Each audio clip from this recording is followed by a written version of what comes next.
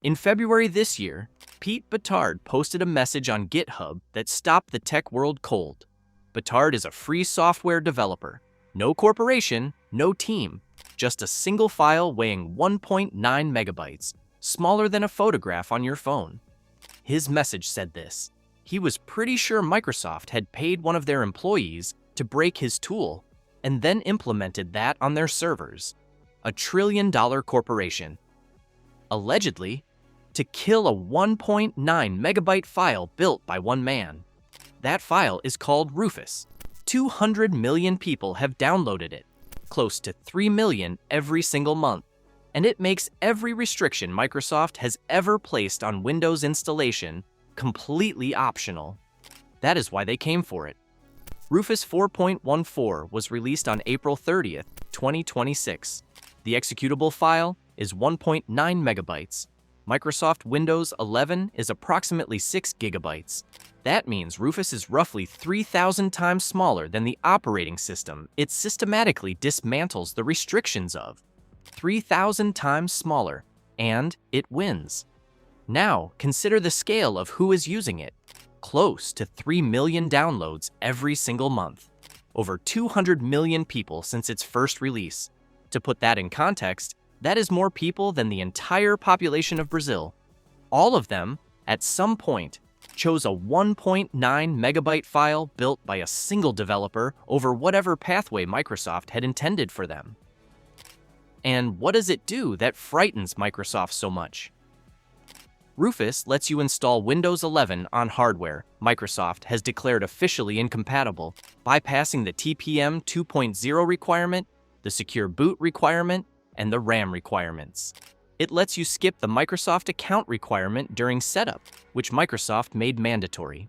It lets you set up a local account instead, meaning your computer does not need to phone home to Microsoft before you can use it. It lets you disable the automatic BitLocker encryption that Windows 11 quietly enables without making it obvious.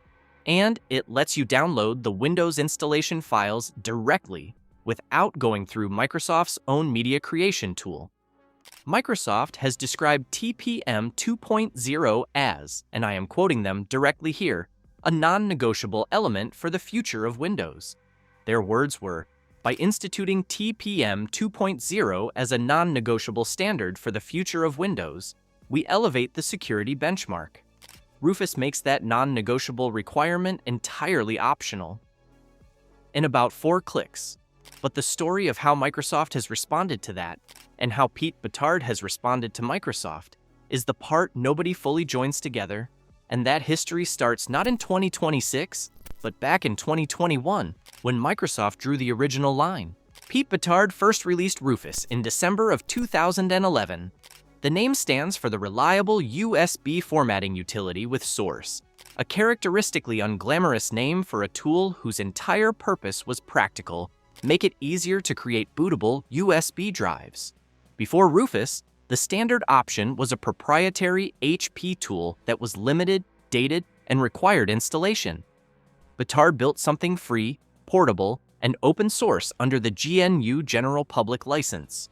You download it, you run it, you do not install anything. For its first decade, Rufus was primarily a tool for IT professionals and technically minded users. System administrators carried it on USB sticks. Repair technicians used it to reinstall operating systems on broken machines. Linux users used it to create bootable Linux drives. It was useful, well-reviewed, and entirely uncontroversial. Then Windows 11 arrived.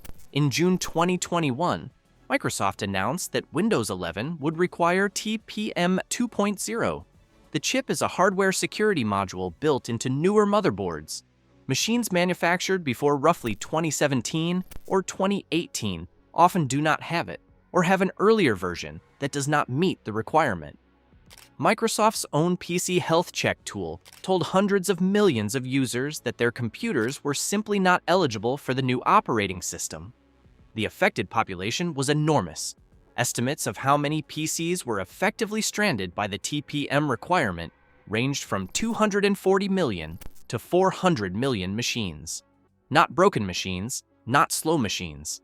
Machines that worked fine, were paid for, and were now being told they had no upgrade path. Microsoft's official guidance was straightforward: buy new hardware or stay on Windows 10 until its support ended in October 2025. Batard had a different answer. He built the bypass into Rufus. Starting with a feature introduced in version 1.0.55, Rufus could bypass the hardware checks entirely during a Windows 11 installation, replacing the file responsible for those checks with an empty version, so they simply had nothing to execute against. A machine Microsoft had officially declared incompatible could now run Windows 11 cleanly, stably, without the hardware Microsoft called non-negotiable. But Microsoft was watching, and what happened next established a pattern that has now repeated itself 3 times. In October 2024, Microsoft released the Windows 11 24 H2 update, and built into it was a quiet change that broke the method Rufus had been using. The appraiserres.dll replacement, the empty file trick that had worked for 3 years, no longer functioned. Microsoft had hardened the installer to detect the missing file and refused to proceed. Users who had been running Windows 11 on unsupported hardware through Rufus found themselves unable to install the major update. Batard's response was rapid. Within days, he published a new method, a set of registry fixes that achieved the same bypass through a different mechanism.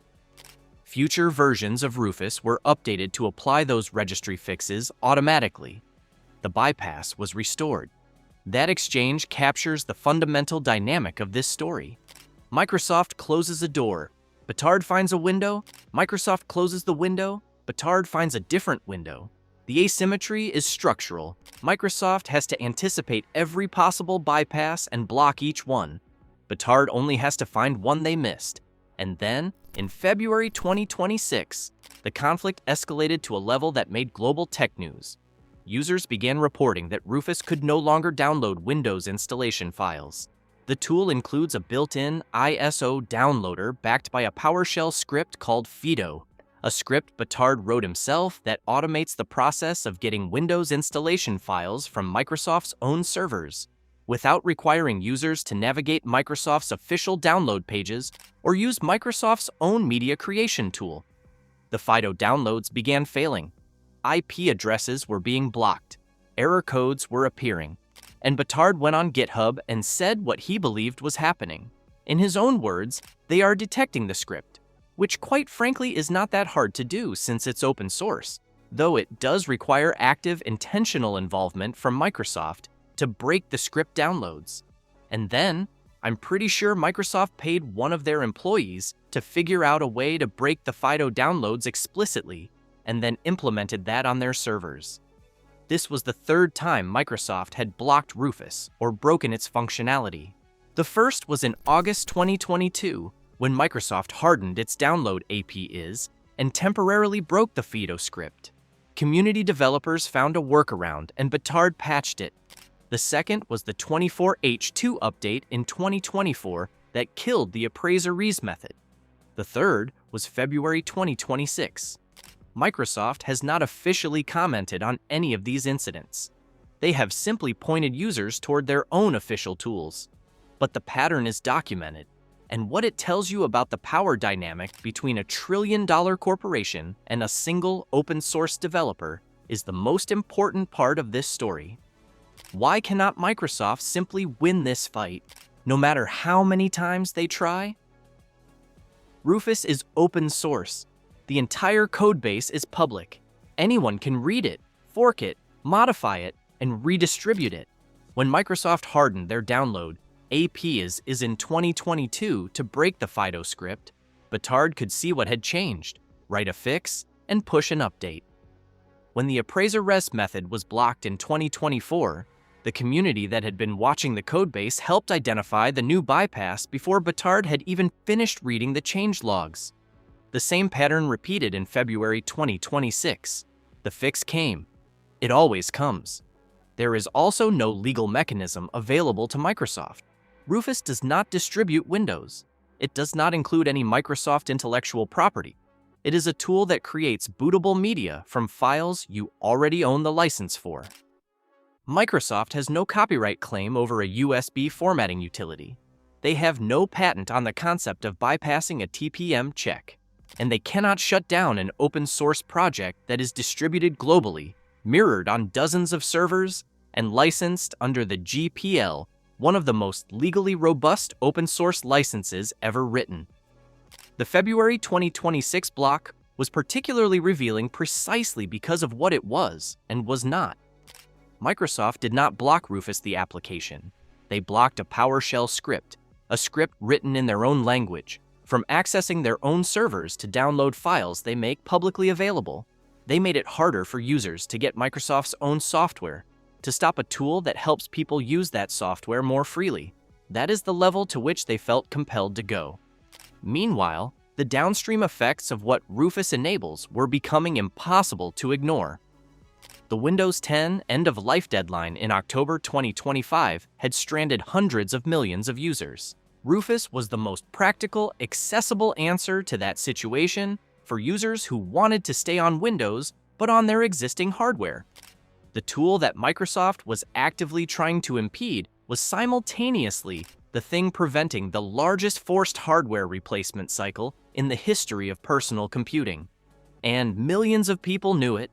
In a piece published by How to Geek, one of the most widely read technology publications in the English-speaking world, a writer named Jorge Aguilar described what it felt like to be on the wrong side of Microsoft's hardware gate.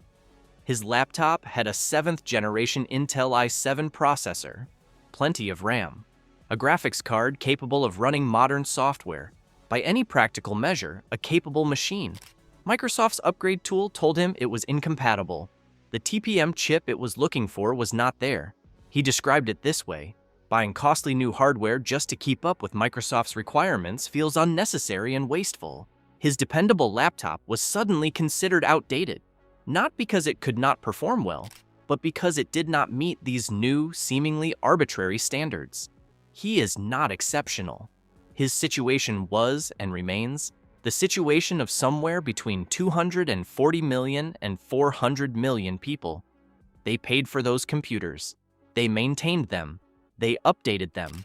And the company that makes the operating system decided, unilaterally, that the hardware it once certified and sold on was no longer adequate. For many of those people, the practical answer was Rufus. Not because they were technically sophisticated, most of them were not, but because the internet pointed them toward it. The tool has a simple graphical interface that requires no command line knowledge, and the alternative was spending money they should not have had to spend. That is the story behind every download statistic, and it is the reason Pete Batterd keeps fixing Rufus every time Microsoft breaks it. The case for TPM 2.0 is not entirely manufactured. The chip provides genuine security benefits, hardware-backed encryption, verified boot chains, protection against certain classes of firmware attacks. Security researchers who have no commercial interest in the outcome generally agree that the requirement is technically sound.